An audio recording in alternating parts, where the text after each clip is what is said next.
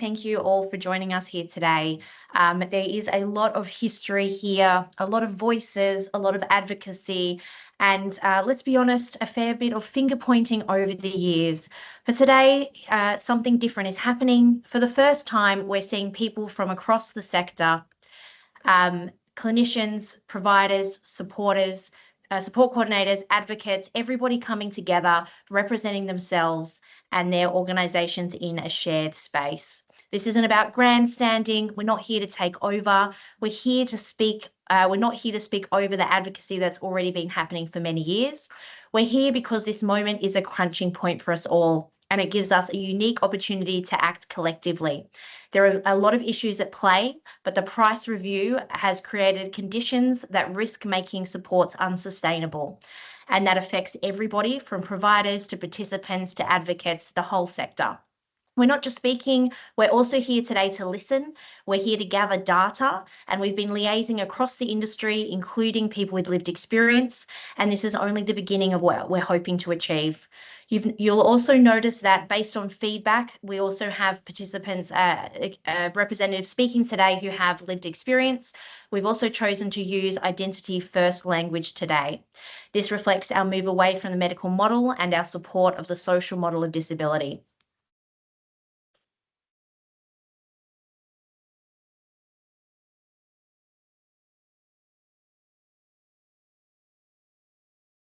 Okay, thank you. I'd like to take a moment to thank our growing list of supporters. So many people have worked tirelessly since Wednesday, including countless hours over the weekend to make today happen. From organising speakers, designing slides, gathering data, liaising with media, and responding to messages around the clock, it's been a huge collective effort. This has come together so quickly, much faster than anyone expected, and it's only been possible because of everyone showing up and pitching in. Thank you for backing this, for giving your time, your expertise, and your energy. We see you, we appreciate you, and we're just getting started. Today, we'll be hearing from Rick Dawes from the Australian Physiotherapy Association, a peak body representing physiotherapists across Australia with a strong focus on advocacy and evidence-based care. David Dinka, a physiotherapist and founder of Ignite Healthcare, a mobile allied health provider supporting NDIS participants in homes, school and the community across Victoria and Queensland. Gian Ashbury, a proud multiply neurodivergent ADHR and occupational therapist, bringing both sector knowledge and first-hand experience as an NDIS participant. Keely Goldrick, CEO of Future Focus Group, a national support coordination and psychosocial recovery coach provider, and a board member of Disability Intermediaries Australia. Michelle Oliver from Occupational Therapy Australia, a national peak body for OTs working to advance the profession and support best practice in disability and beyond. Yasuzaki, the global CEO of Tender Loving Care, a multidisciplinary provider delivering disability, health and education services across metro and regional Australia with a focus on integrated care and systemic change. Each speaker brings a different perspective, and together they reflect a small part of the sector that's speaking up today. Now I'd like to hand over to Rick Dawes from Australia's Physiotherapy Association. The APA has been a key voice in this space, working to bring together a unified message across the sector. The APA has launched a petition that reflects the concerns of the entire sector, not just physios, and it's one of the first times we've seen this kind of collective effort, cutting through across disciplines, roles and organisations.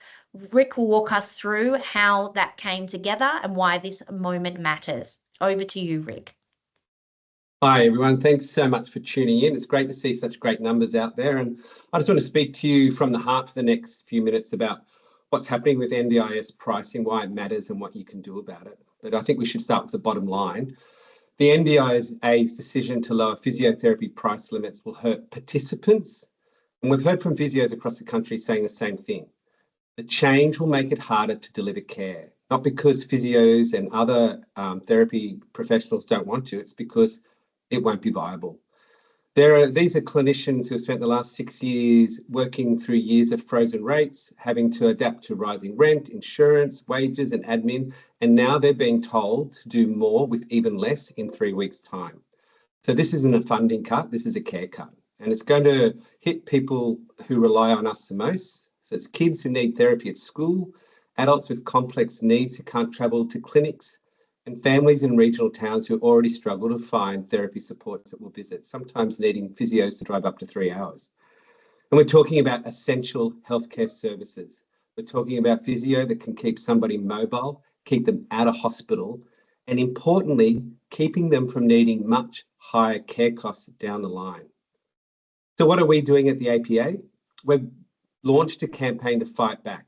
And we've made it really clear that the APA rejects the NDIA's pricing methodology. It's wrong, it's flawed, and we're going to push back hard. We've sent formal letters to both the NDIA and Minister Butler demanding a reversal and proper consultation. We're calling for 4 fixes. So abolish the cut and raise the rate by a minimum 13% and index prices to CPI every year afterwards. Restore travel funding so people can get care at home or in school or on country. And protect rural and regional care by reinstating loadings that keep services viable in thin markets. And we want to have an end to gender-based undervaluation. Physio is a female-dominated profession, and the Fair Work Commission has asked to raise salaries, and we believe these price cuts are going to get in the way to give allied health and physiotherapists the wages that they deserve. So jump onto our website at www.australian.physio and you'll see that we've created a change.org petition. It only takes 30 seconds to fill out, and every signature sends a message that this isn't just a provider issue, it's a public health issue. And excitingly, we're approaching 10,000 signatures already. And second, we want you to share your story. Whether you're a therapist or a participant or a carer, your experience matters. Record a short video or use the form of our website. And if you're on social media, tag your local MP. And that's where we come to our third action. Contact your local federal member. So the APA website, we've got some pre-written templates, and but even better, write a letter that really based on your own experiences. What we've got to do is educate MPs to understand the value of allied health and the fact that we're essential to keeping people well and preventing functional decline in the future. So this isn't asking for more, it's about asking for fairness and staying true to the principles of NDIS, which is access, equality and individualised programs. So fairness for people with disability who deserve timely and skilled care. Fairness for physios who show up every day, even when the system works against them. And if we don't act now, we think that we're at risk of losing these disability services altogether. So don't just listen today, take one action, sign our petition, share your story and speak out. Thank you so much. Thank you, Rick. That was wonderful. And exactly explaining what we can do from here, which is also really great. Next, I'm going to introduce David Dinka.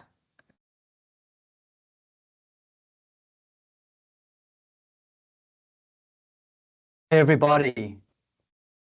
Can you guys hear me? We can hear you, but we can't see you, David. Sure. How about now? Nope. Okay, I think I've got issues with my camera. It's flashing in and flashing out. So either we can work it on your end, otherwise I'm just going to hit the ground running. Guys, wow, what a 72 hours this has been. It's been one of the most incredible, historically united fronts we've ever seen. Oh, there you go. I've just had my general manager just tilt that camera so that I can be seen. Can you please spotlight me over here, Tanya? Okay, so here's the deal. Guys, I believe since the NDIA's recommendations has come out and with their silence, it is important that every single day that they are silent, that we get louder, that we correlate and that we make sure that our voices are heard and that we bring this to the people that matter. So every day that they are silent, we need to showcase the voices, the people across the entire sector. It's not just physiotherapy. I'm a physiotherapist. I'm not here to represent just physiotherapy. It's all of us. It's the participants' voice. There are support coordinators here that are suffering as well, support workers, persons with disability. It's the entire sector. And these are just some examples, ranging from support coordinator struggles in South East Queensland, where they are being asked to do more unpaid work and then told that they are overfunded. It's wild. From people in far north Queensland, okay? We are skipping meals to pay for private OT now that we've been dropped. This is somebody, a participant, a family member, and a participant who literally cannot afford services. The impacts on children and families are wild, okay? When we talk about rural, remote, and thin markets, these are the first to go with the recommendations coming into effect. So I genuinely believe it's now or never. It's every single voice. This is why this petition is so important. We need more than just 10,000. We need 25,000 people sign this petition. We need you guys to check out the way that everyone across the sector is uniting. Look at this QR code, click through. Please, if you haven't already yet, there's 840 of you here. We need to hit 10,000 today. And then beyond today, we need to then exceed 25,000 for Parliament, for people to actually take us seriously. Now, obviously, there are parliamentary petitions that we could also enact, guys, but the reality is none of that will matter today, because today the only things that we could do is change.org and things of this nature to get national media, which, by the way, are paying attention. I can tell you national media has been interviewing me and other people and your advocates and your peak bodies. And so this is on the back of all the noise that we have made, okay? So don't just do it for yourselves. The more we focus on ourselves and not our neighbor, not our neighboring sector, not our neighboring service provider, OTs worrying about physios worrying about support coordinators, the more that we can be pitted against one another and the diluted our voice becomes. So please, do it today. Let's hit 10,000. Share it with your mother. My mum, she's culturally and linguistically diverse in her background. She can barely speak English, but she signed, okay? She got some help from my sister. And so what? Okay, get your neighbor to share. If you've got a team, share it with your team. Guys, it's now or never. I genuinely believe we stand for everybody, or we stand for nobody and we fall.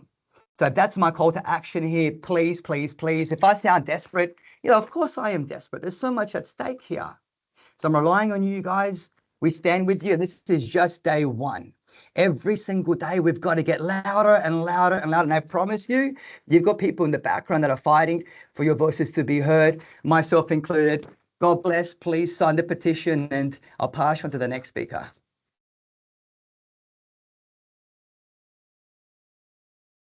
Thank you, David. That was awesome. I'm going to hand over to Gian now.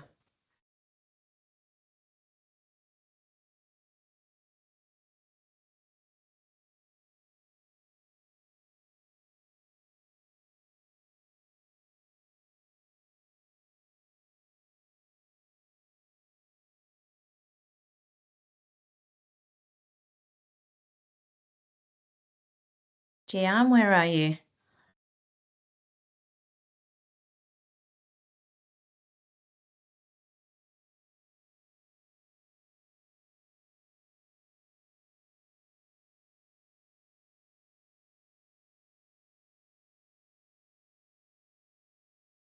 I'm here. You can hear me. Yes. Yes, so sorry. Tech, such fun. Cool. So I'm Gian. I'm speaking today as someone who could lose everything. My NDIS plan, my daughter's supports, my business that serves this community, but I can't stay silent while my family and my clients are being destroyed in the continual cuts. It has been hit after hit, and the disabled community's had enough. The time is now, or it's never. My 4-year-old has burnt out twice in her short life because the systems that were meant to support her didn't.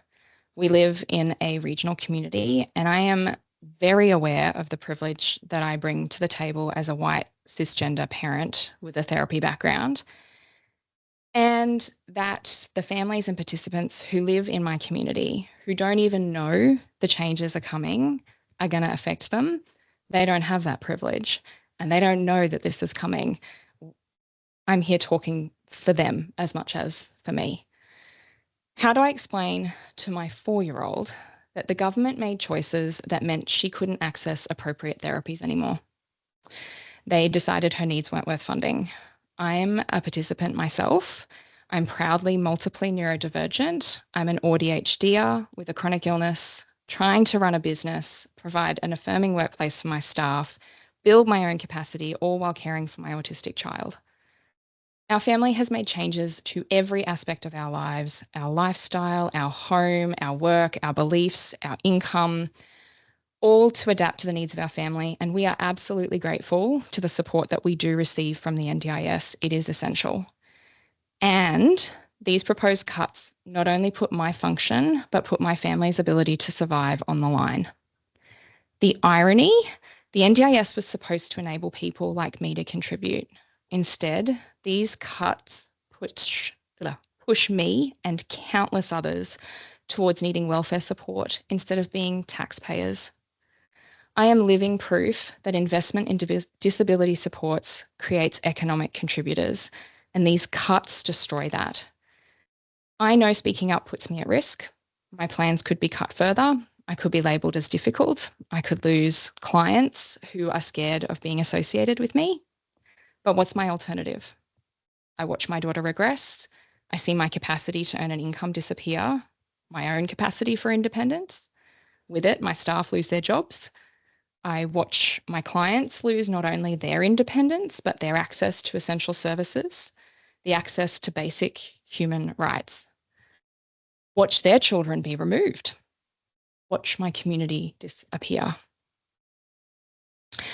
They're counting on fear. They want us to stay quiet, grateful for scraps, invisible. These cuts aren't saving money. They're shifting costs to families like mine. I refuse to be invisible. My daughter deserves to be visible. My clients deserve to be visible. When supports are inadequate, parents lose jobs, marriages break down, children end up in crisis services, hospitalizations increase, there are increased pressure on welfare systems. It costs us more. I believe in the capacity for change. I can't do what I do and not believe it.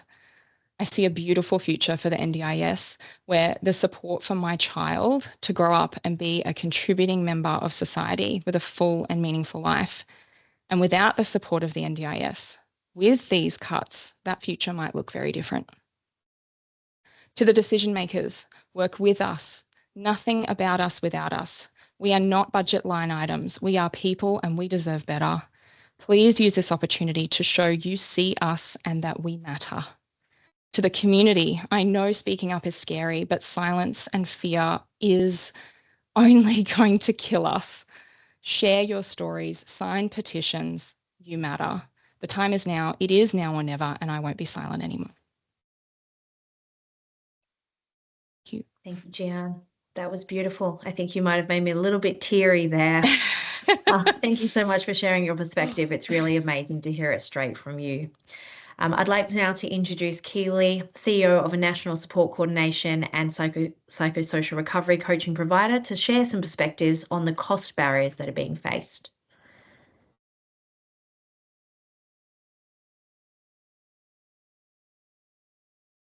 Thanks, team. Support coordination. Sorry, just wait for that camera to kick on.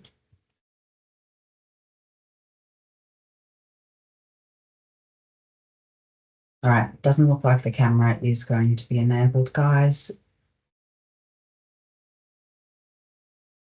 Anywho, you don't need to see my face. It's not the important part. Support coordination has been in this same position and fighting for the same things that you guys and many of the participants have been fighting for the last 7 years. We've been subject to rising costs when there is no lawful way anymore to pay support coordination staff in line with the SHADS award.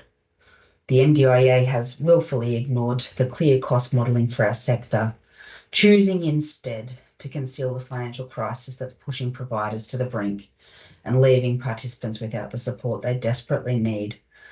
Significant cross-sections of our sector are now insolvent, and the debts are rising, and directors of our companies, like myself, are taking on the risk of continuing to support participants who are genuinely in need because of the agency's neglect.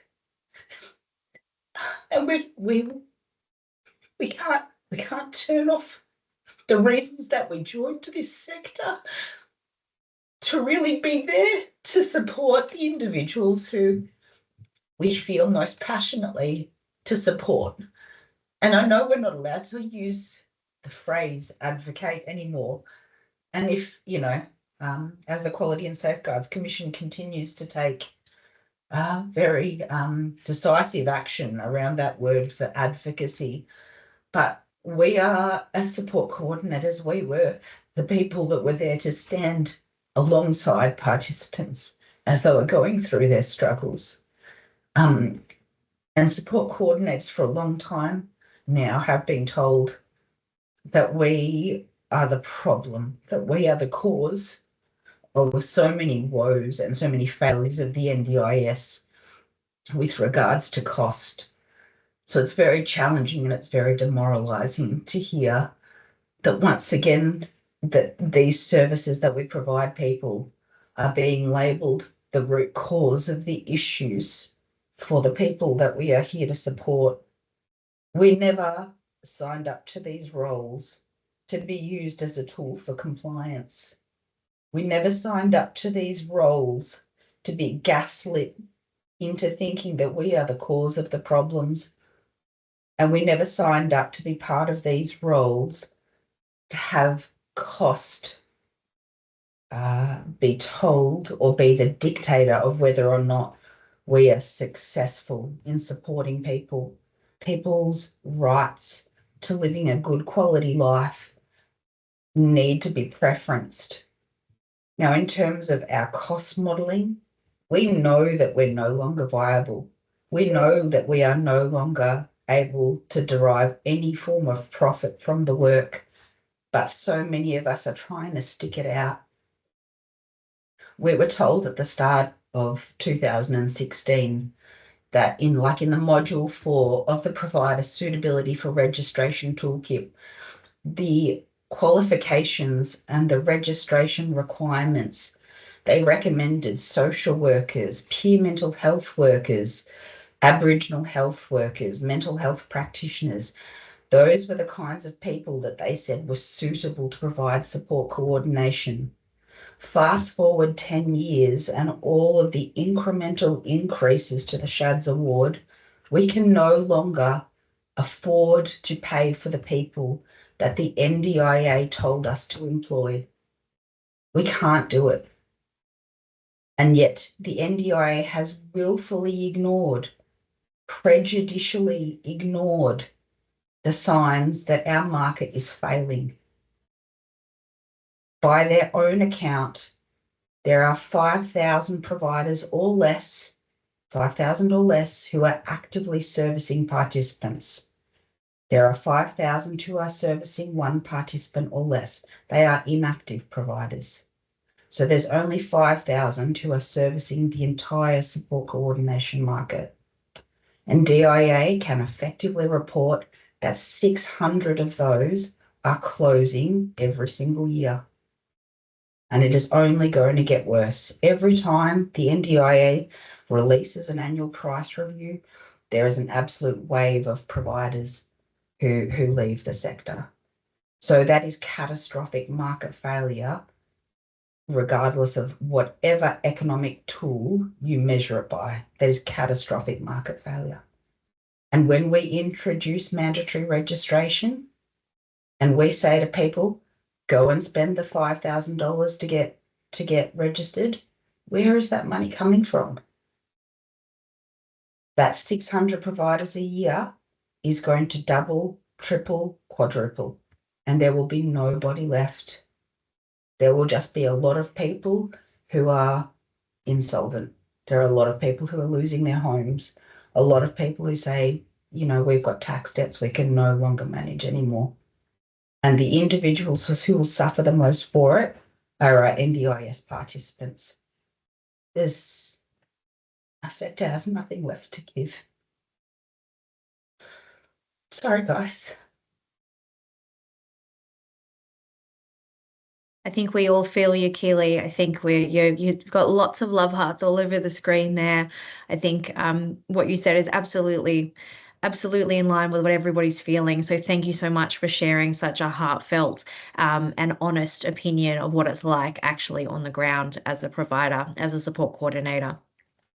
I'm now going to hand over to Dr. Hina Sinha, who is the CEO of My Second Home, a SIL provider, and also an independent, a candidate for independent candidate for Victoria, for Victoria's Senate. Sorry, I'm just going to add you now, Hina. Hi, everyone. Keely, thank you for sharing what you shared. I just want to acknowledge that you're not the only one. We had to remortgage our houses to stay solvent and to continue to provide services. And for sport coordinators, it's even more harder. But today I'm going to talk about something that how we can move forward from here.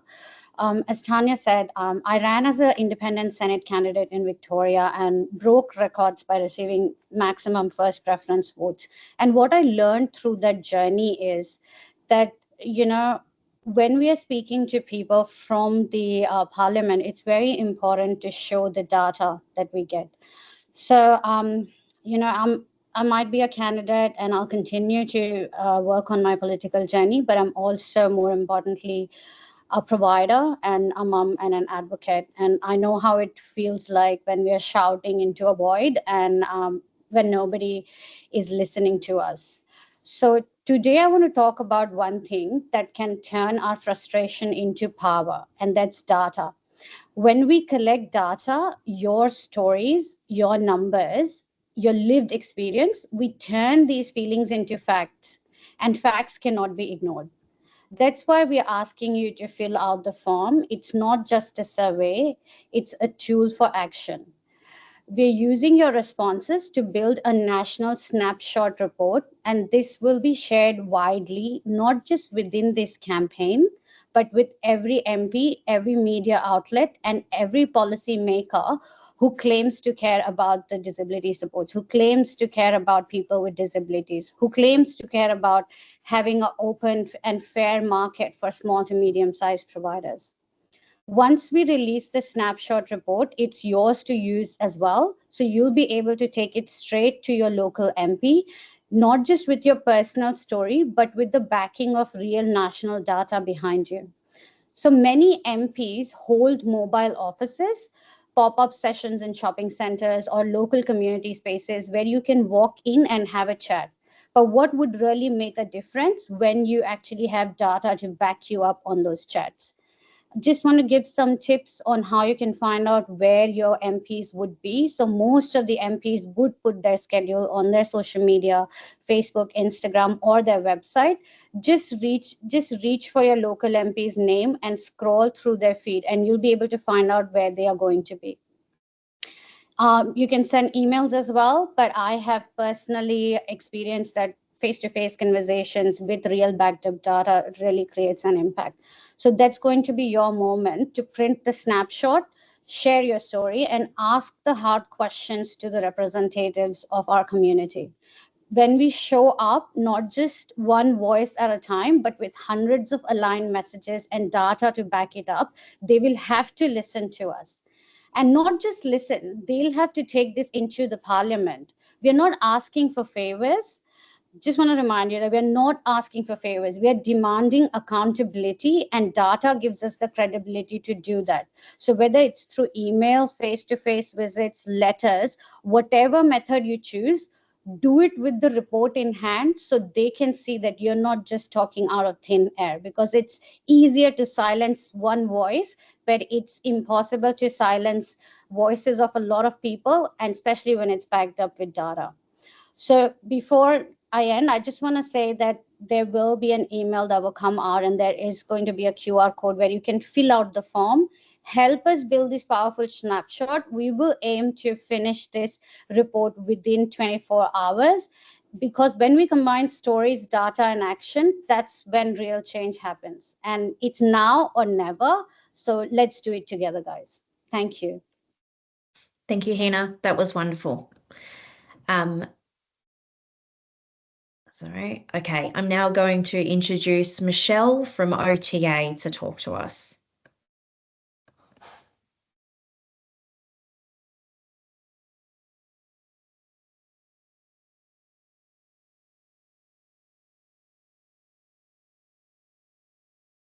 Michelle, is that working for you?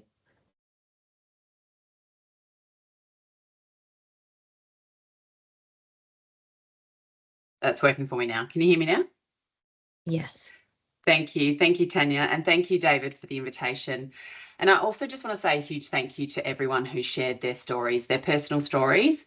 So far, it's certainly a really emotional time, and it's a really challenging time for so many people who work across the scheme. So I'm Michelle Oliver. I'm the Chief Occupational Therapist at Occupational Therapy Australia.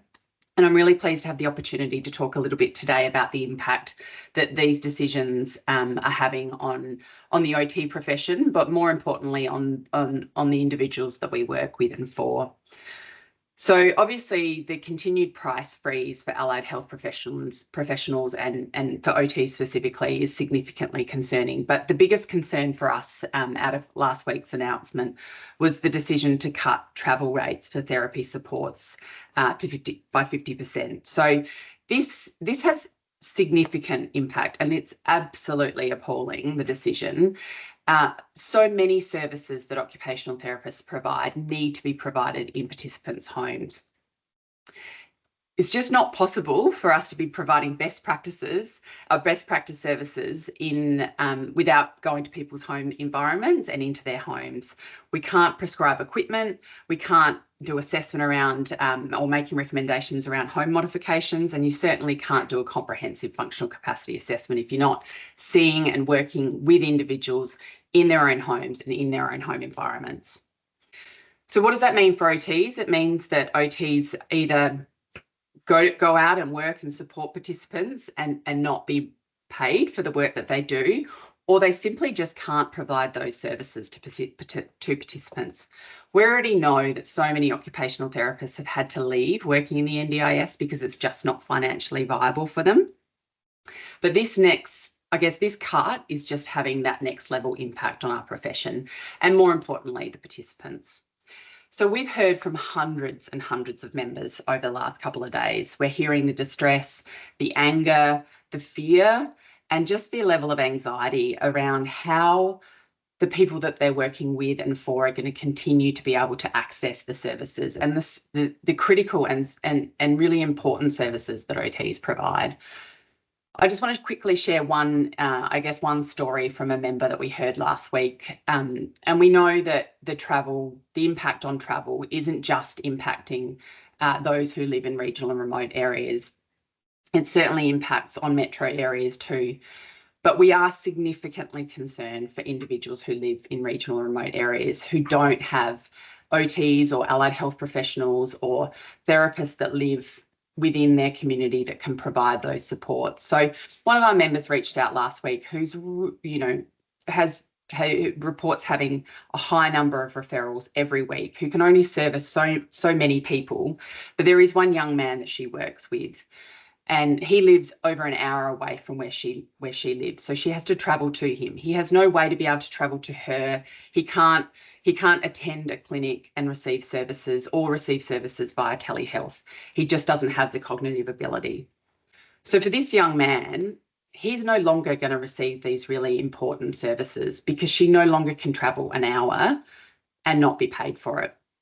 And that's just one example of one story we heard over the last few days. We've had, as I said, hundreds and hundreds of our members and OTs reaching out to us, just sharing their devastating stories. And it's a lot of weight and responsibility for our profession to be holding, especially considering there was no consultation with OT, no consultation with the allied health profession, no consultation with participants. It was a decision made that's just going to have such vast, significant impacts on individuals and the community. So thank you for the opportunity to speak. OT Australia will continue to advocate and push for changes in this space. We just can't sit back and let this happen. We really need to make sure that those who have made the decisions understand the full impact that this is going to have on the community more broadly. So thank you so much for letting me speak. Thank you, Michelle. That was really well said. Thank you for sharing your thoughts. I'm now going to introduce Yasuzaki, Global CEO for Tender Loving Care, who is a disability provider nationwide. Hello, everyone. Thank you for having me to speak. I think just the fact that the change is happening and we're coming together is very good. And I'm very proud to be part of this group. But let's go back in history a little bit. Why are we surprised? The fact of it is, this is very expected. And if anyone here didn't expect that the NDIS will do that, then we have a problem already that we need to fix. The NDIS always puts decisions that impacts us. We have been very reactive over the years. If I go back in history when the NDIS first started, it started with support coordination when they initially refused that support coordination can be part of organizations. Then when we advocated for it, it changed. Then when we moved forward, the NDIS also put other rules around the pricing, around the independent assessors. And then when we had a voice, it changed. And funny enough, it's coming back again, and then no one is saying anything about it. We have to take a little bit of responsibility that we have been extremely reactive. And it's time for us to join our voices and become a bit more proactive. We need to constantly have a voice before the problem happens, not after the problem happens. I've seen it in the sector. I've seen it before the NDIS. I've seen it after the NDIS. It's very unfair. It's very wrong, but it's been happening for years. The NDIS concept is to try and save money, and there's a massive disregard to providers' well-being, participants' well-being, and how we can provide services sustainably. It is a narrative in this sector that somehow NDIS providers are being fraudulent. They just want money, and we all know it's incorrect. The NDIS is making too much noise around the problems that we're all facing, but we have 25,000 registered providers. 25,000 registered providers. You know how many investigations the NDIS are announcing? 500 to 700. And somehow the sector is all fraudulent. The sector is all about money. The sector is all about taking and not giving. It's unfair. And this noise is helping them to get away with these decisions. But we can only stop it when we put our hands together. I've seen a lot of peak bodies and a lot of groups popping up to try and combine voices. And then we end up with 10, 20, 30 different groups trying to advocate. This dilutes our voices. This actually makes us weaker, not stronger. We need to start advocating within the sector. We need to talk to our peak bodies and make them stronger because they haven't been stronger. And we need to make sure that they are representing us appropriately. And we need to put our hands up and speak. Constantly speak. Constantly make sure that the NDIs are considering us because we will not stay quiet. And we will always be proactive, have a voice, an educated voice. Every speaker here spoke about the problems they're facing, spoke about the initiatives they're doing. But it can only work if we back them up. It can only work if the data speaks. Facts cannot be denied. This is what we need to work with. We need to show our numbers. Providers are losing every day. They're shutting down every day. Big companies been around for 30, 40, 50 years are shutting down. And if non-for-profits are shutting down, can you imagine us? It is a very difficult sector, and the NDIS needs to wake up. What they're doing is the cause of what they created in the beginning.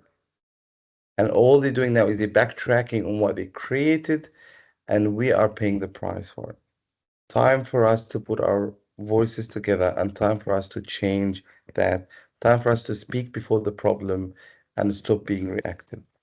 Thank you for having me. It's always a pleasure, and I'll always advocate for us, and I'll always fight the fight until the sector becomes a better sector. We are good people providing good services, and we are important, and we do matter, and the government needs to recognize that. Thank you for having me. Thank you, Yasa. That was very well said. We've got some time for some questions now. So if you want to use the Q&A box, please, rather than the chat box, so we can easily find the questions, that would be great.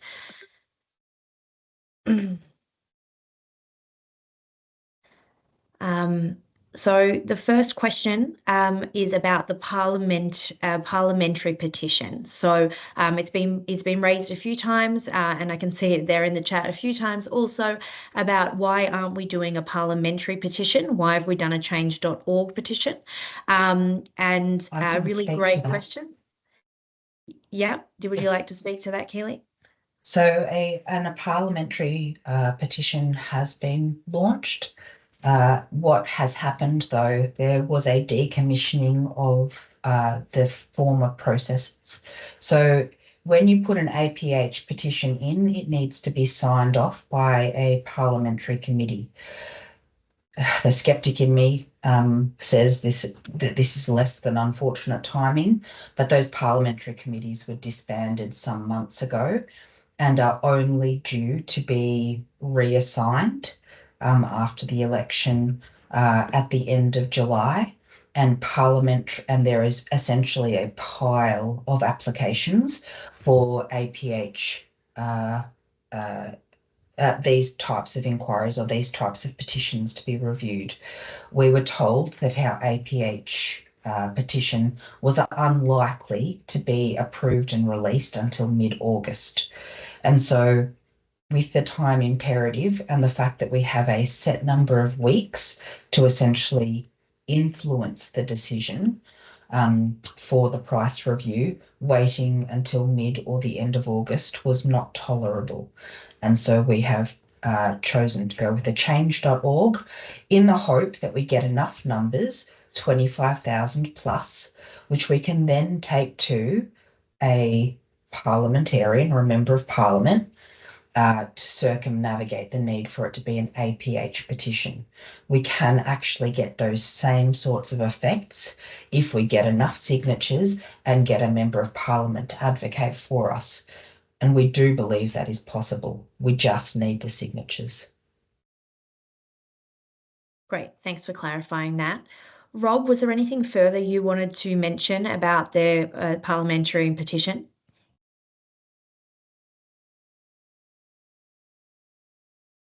Did you mean Rick? Yes, sorry. Oh, that's okay.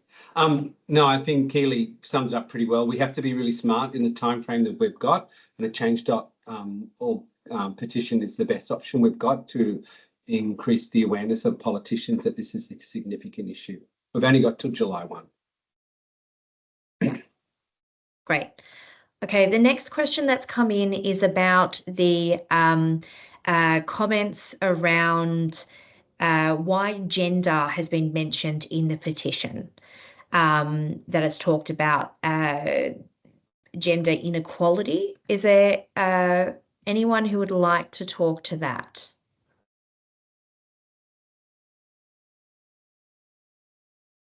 Michelle?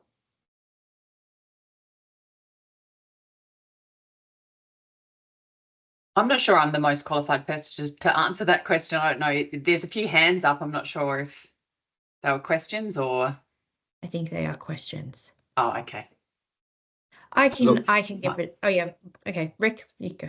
I was going to say I can talk a little bit, but probably not the best person to talk. But when you look at allied health, we're female-dominated professions.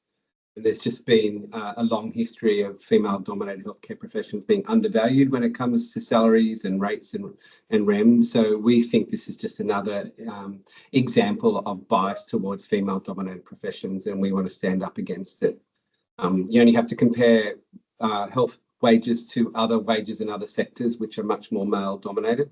We're not saying that male physios or male OTs get paid more but we're just saying the sector is undervalued because of its dominance as a female profession. And I think that continues across all areas of the NDIS, not just allied health as well. I think it's female dominated. Okay, wonderful. So we might leave the questions there for today. There is quite a lot of questions there about next steps and actions. I wondered, David, are you able to talk to the actions again for us and just run through those actions for us one more time to make it really clear? Absolutely. Can you guys hear me? Yes. Yes, great. All right. So first and foremost, somebody shared in the questions, why haven't the peak bodies, well, in fact, why have the peak bodies created their own separate petitions? Now, I just want to quickly address that very, very shortly, okay? So obviously, different peak bodies have different specific needs, but the reality is we've got so many needs in common. And so my view is that we either represent each other in order to represent ourselves, or we're doing ourselves a massive disservice. So I'm just going to put it out there just a little bit. Hey, we love interdisciplinary practice. We love working together as a sector. This is my call out to all the peak bodies. Share and support one another's petitions, because your specific needs are important, but in order for your voices to be heard, you need to represent them to represent you to represent them. It's a help me, help you situation. And my God, should we be doing it now more than ever? Okay, so that's my call out to everybody. And now, in terms of going to petition, that's partly what it is, but please, we need to get 25,000 signatures. Put your stories in there. It's so impactful, so powerful. We need to share it. We want to get to 25,000 end of the week.